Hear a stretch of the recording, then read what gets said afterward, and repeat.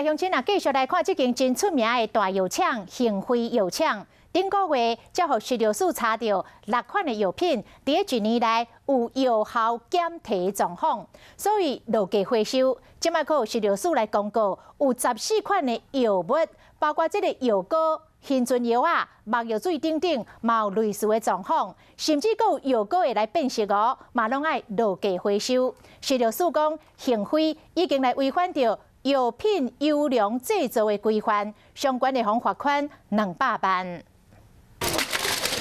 药署伫柜台整理药啊，检查这药的批号，确定讲敢爱回收。口服的胶囊，它的批号在这里。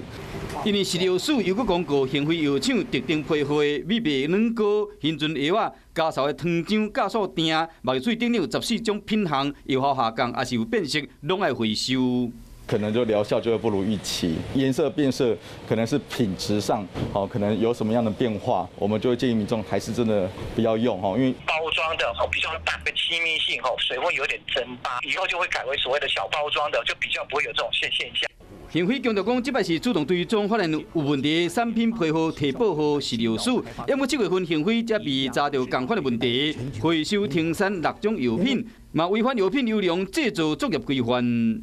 那我们也是依药事法，它可能可以处大概3万到200万的罚款。在回收偌济药品，恒辉也伫统计嘛，表示讲已经将品管改善计划送到食药署，就惊讲消费者已经唔敢买啊。